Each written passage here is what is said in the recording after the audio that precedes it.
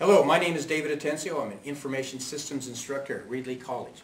Today I want to talk to you a little bit about using technology in the classroom to help augment your regular instruction.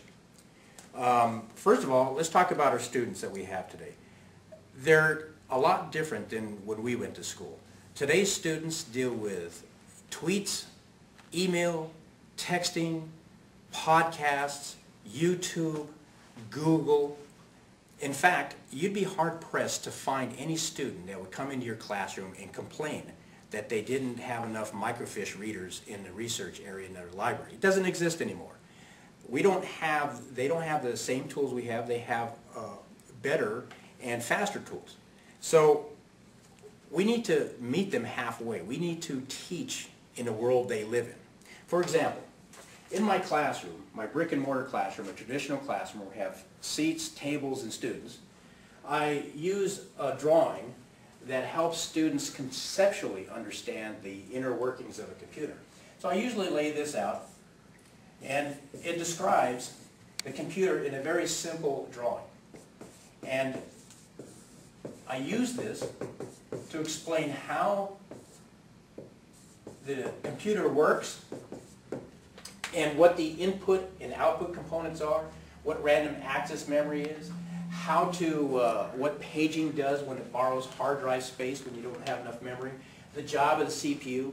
Well, these things, if you go through in the classroom and you quickly go through in a normal hour lecture, would be lost on a student.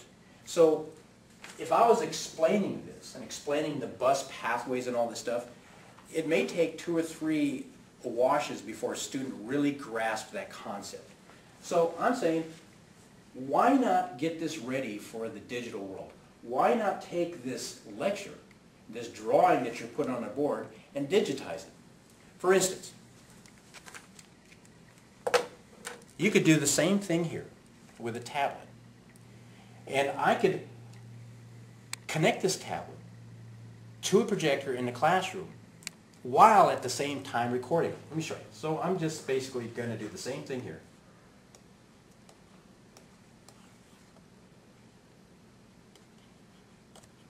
And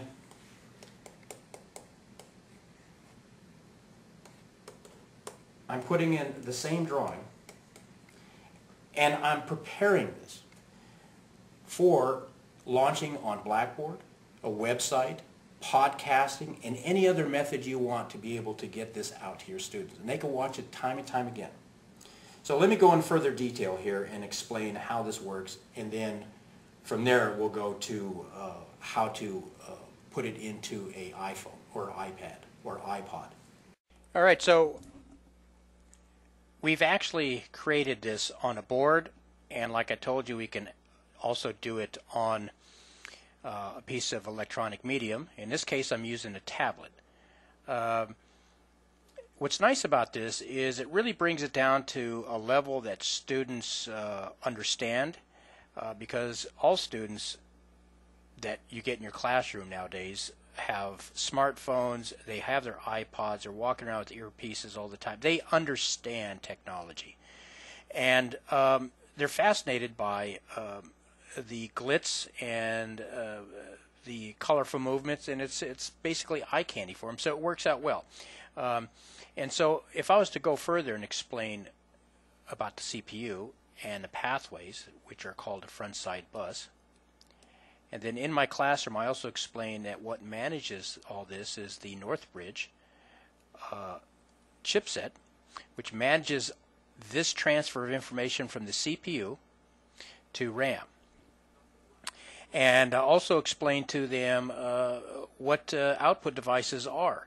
And most of us know what they are, but for instance, output devices, one would be a speaker. How about a monitor?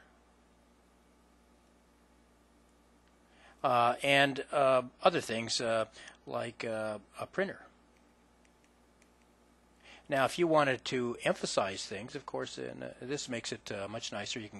You can emphasize things, and they could see it on their iPod, or watch it at home in their own leisure. And what's their input devices? A keyboard would be one. And then again, if you wanted to highlight that, And this gives them not only a visual, but they're also listening to your voice as you explain things. And I think you'll get a lot more eureka moments with your students. So there it is. For this particular lecture, I'm using Windows Journal, which is a free off-the-shelf program, comes right with the operating system and a tablet. In fact, most of the time you can use off-the-shelf programming to get everything that you want done. Okay, so folks, I showed you how to do a standard lecture on the board. Do your lecture on a laptop or a tablet and digitize it. And when you do that, you can also reach the students where they live by making your lecture ready for almost any medium you can think of, including an iPod.